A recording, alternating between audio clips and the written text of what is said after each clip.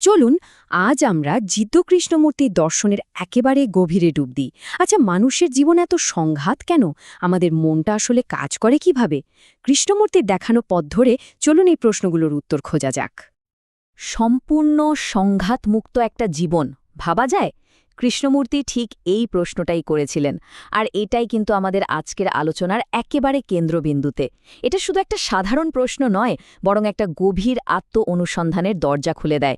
এমন একটা জীবনের সম্ভাবনা যেখানে কোনো মানসিক দ্বন্দ্ব নেই, কোনো রকম সংঘাতই নেই। তো কৃষ্ণমূর্তি বলছেন যে আমাদের সব সমস্যার গোড়াতেই আছে একটা জিনিস, আর সেটা হলো বিভাজন। এই ব্যাপারটা যদি আমরা ধরতে পারি, তাহলেই কিন্তু সংঘাতের আসল রূপটা বোঝা যাবে। কৃষ্ণমূর্তি লক্ষ্য করেছিলেন যে আমাদের জীবনটা যেন ভেতর এবং বাইরে দুদিক থেকেই ভেঙে টুকরো টুকরো হয়ে আছে। আমরা সবসময় নিজেদের ভেতরে একটা জগৎ তৈরি করি, আবার বাইরের জগতের সাথেও আমাদের একটা সম্পর্ক থাকে, কিন্তু এই দুটোকে আমরা আলাদা করে দেখি। আর এই যে নিজেকে জগৎ থেকে আলাদা করে ফেলার অনুভূতি, এই বিচ্ছিন্নতা বোধ থেকেই কিন্তু সব ধরনের সংঘাতের জন্ম হয়। এই বিভাজনটা কিন্তু আমাদের জীবনে প্রায় প্রত্যেকটা স্তরে ছড়িয়ে আছে। যেমন ধরুন, আমি আর বাকি সবাই, ভেতরের জগৎ আর বাইরের জগৎ, আমার দেশ তোমার দেশ, আমার বিশ্বাস তোমার বিশ্বাস। এই যে এত ভাগাভাগি, এগুলোই তো সংঘাত তৈরি করে, তাই না? এমনকি আমাদের চেতনারও গভীরে একটা বিভেদ আছে, যে দেখছে অর্থাৎ পর্যবেক্ষক, আর যা দেখা হচ্ছে তার মধ্যে। এই পয়েন্টটা কিন্তু খুব খুব জরুরি, এটা মনে রাখতে হবে। আচ্ছা, তাহলে প্রশ্নটা হলো, এই যে বিভাজন, এটাই যদি মূল সমস্যা হয়, তাহলে এর উৎসটা কোথায়? কৃষ্ণমূর্তি বলছেন এর পেছনের মূল কারিগর হল আমাদের চিন্তা বা থট। চলুন একটু তলিয়ে দেখা যাক এটা কিভাবে কাজ করে। চিন্তা জিনিসটা আসলে কি? কৃষ্ণমূর্তি বলছেন এটা নতুন কিছু তৈরি করে না, এটা হলো স্মৃতির প্রতিক্রিয়া। মানে আমাদের যত পুরনো স্মৃতি, অভিজ্ঞতা, জ্ঞান জমা হয়ে আছে, সেখান থেকেই চিন্তার জন্ম। তার মানে কি দাঁড়ালো? চিন্তা জিনিসটাই আসলে পুরনো, এটা সবসময় অতীতের একটা প্রতিধ্বনি মাত্র। এই প্রক্রিয়াটা শুনতে সহজ মনে হলেও কিন্তু বেশ গভীর। দেখুন কি হয়। প্রথমে আমাদের কোনো অভিজ্ঞতা হলো, সেটা স্মৃতিতে জমা হয়ে গেল। এরপর সেই স্মৃতির ভাণ্ডার থেকেই চিন্তার জন্ম হলো। আর এই চিন্তাগুলো জমতে জমতে ধীরে ধীরে একটা কেন্দ্র তৈরি করে, একটা মানসিক সত্তা। আর একেই আমরা বলি আমি বা ইগো। আর যেই মুহূর্তে এই আমিটা তৈরি হয়, অমনি সে নিজেকে বাকি সবকিছু থেকে আলাদা ভাবতে শুরু করে। আর ঠিক সেখান থেকেই কিন্তু বিভাজনের শুরু। কৃষ্ণমূর্তির এই কথাটা কিন্তু অসাধারণ। উনি বলছেন পর্যবেক্ষকই হল অতীত, অতীত অভিজ্ঞতার সমষ্টি। মানে যে আমি সবকিছু দেখছে, বিচার করছে, সে আসলে নতুন কিছু নয়, সে আমাদের জমে থাকা স্মৃতিরই একটা বান্ডেল। তার মানে এই পর্যবেক্ষক সবসময় অতীতকে ঘাড়ে করে বয়ে বেড়াচ্ছে।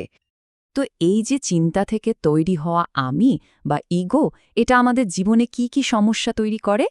প্রধানত দুটো জিনিস। এক, এটা ভয় তৈরি করে।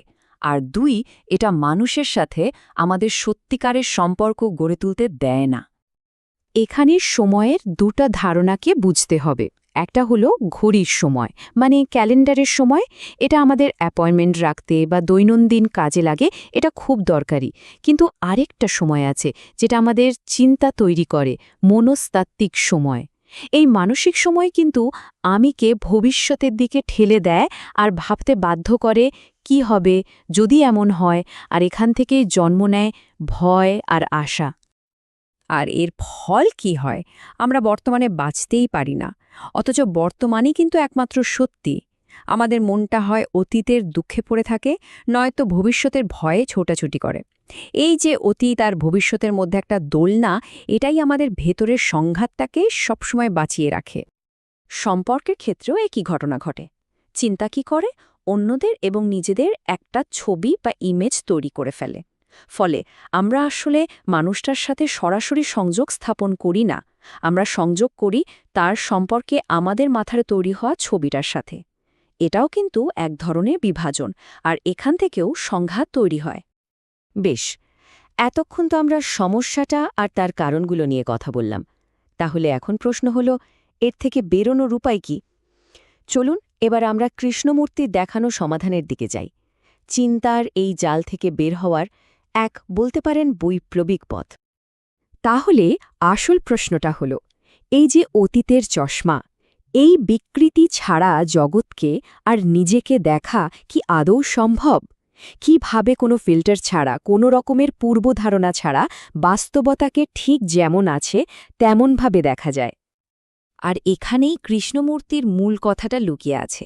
উনি বলছেন, যখন কোনো কিছুর ওপর সরাসরি মনোযোগ দেওয়া হয় তখন তাৎক্ষণিক একটা উপলব্ধি হয়, আর সেই পর্যবেক্ষণে যে দেখছে আর যার দেখা হচ্ছে তারা এক হয়ে যায়। অর্থাৎ পর্যবেক্ষকই তখন পর্যবেক্ষণকৃত বস্তু। চিন্তাবিদ আর চিন্তার মধ্যে কোনো দূরত্বই থাকে না। আর ঠিক এই অবস্থাতেই কিন্তু সব বিভাজন শেষ হয়ে যায়। এই বিশেষ অবস্থাটাকে কৃষ্ণমূর্তি নাম দিয়েছেন বিকল্পহীন সচেতনতা বা চয়েসলেস অ্যাওয়ারনেস। এটা কিন্তু কোনো টেকনিক বা চেষ্টা করে অর্জন করার মতো জিনিস নয়। এটা হলো সম্পূর্ণ মনোযোগের এমন একটা অবস্থা যেখানে কোনো বিচার নেই, কোনো তুলনা নেই, কোনো ভালো মন্দের তকমা নেই। এই অবস্থায় আমি বলে কেউ থাকে না যে নিজেকে যা ঘটছে তার থেকে আলাদা করে দেখবে। সেখানে শুধু দেখাটাই থাকে। তাহলে সবশেষে চলুন একবার কল্পনা করা যাক, এই সচেতনতার অবস্থা থেকে জীবনটাকে যাপন করলে সেটা কেমন হতে পারে।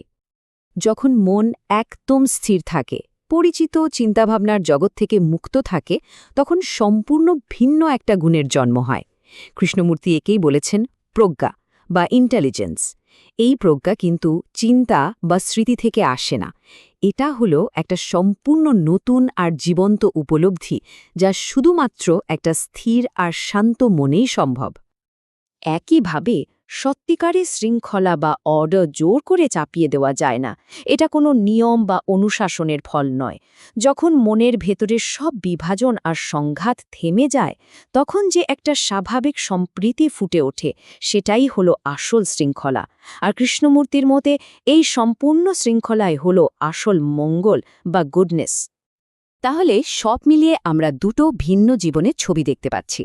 একদিকে চিন্তার জীবন, যা বিভাজন, সংঘাত আর ভয়ে ভরা, আর অন্যদিকে সচেতনতার জীবন, যা অখণ্ড, শান্তিপূর্ণ, মুক্ত এবং প্রজ্ঞা দিয়ে চালিত। তাহলে মূল প্রশ্নটা এটাই, জীবনটা কি অতীতের স্মৃতি দিয়ে চলবে নাকি জীবন্ত বর্তমানে ফুটে উঠবে? শেষ করার আগে এই প্রশ্নটা ভাবার জন্য রইল, মন কি একটাও ছবি বা ইমেজ ছাড়া বাঁচতে পারে? নিজের বা অন্য কারো সম্পর্কে কোনো রকমের ধারণা তৈরি না করে জগৎকে ঠিক যেমনটি আছে সেভাবে দেখার যে সম্ভাবনা, এর মধ্যেই কি লুকিয়ে আছে সেই সংঘাত মুক্ত জীবনের চাবিকাঠি?